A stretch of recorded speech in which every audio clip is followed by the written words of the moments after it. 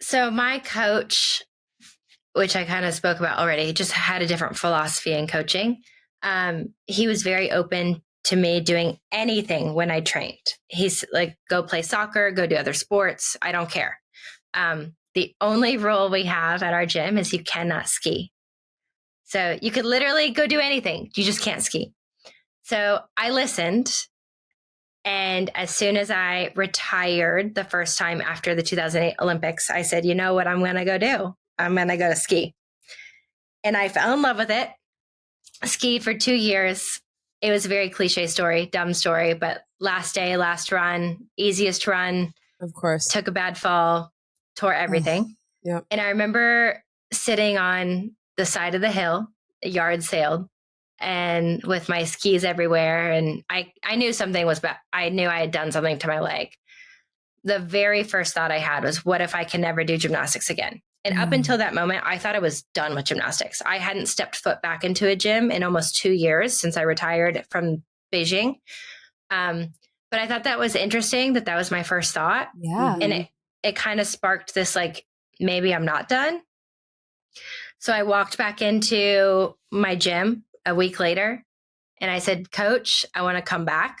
And he was so ecstatic. And he's like, great. I said, however, I can't start for another 6 months. And I told him, and he was just like, are you kidding me? Like, are you kidding me?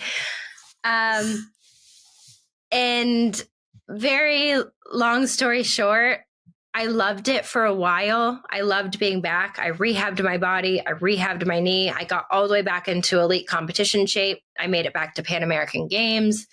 I made it back to Olympic trials. And I just got up to Olympic trials and I just didn't have the heart for it anymore. Mm-hmm. And I remember thinking to myself, I was almost dreading the idea of being named. And that sounds awful, but like being named to the 2012 Olympic team. But I knew in that moment that I had that thought that back in 2008, when I got named to the Olympic team, it was my lifelong dream coming true. And I was so ecstatic.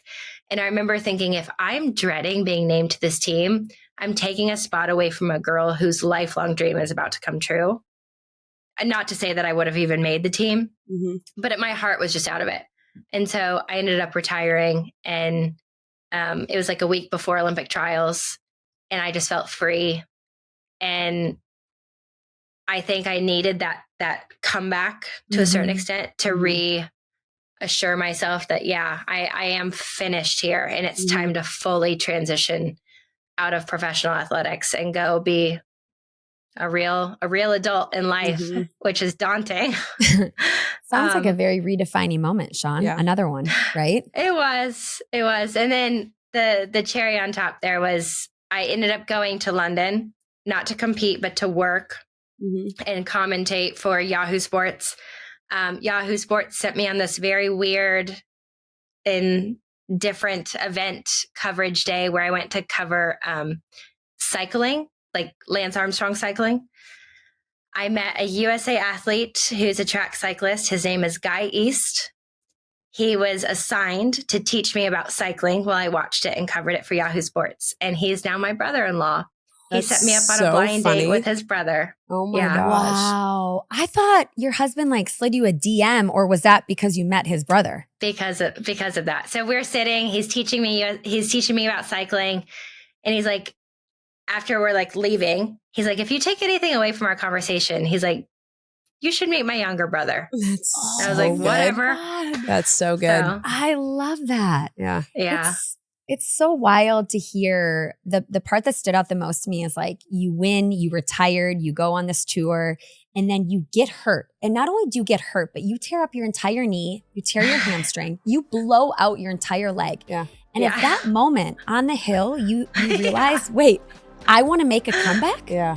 That's so wild. Interesting to me. It doesn't make any sense.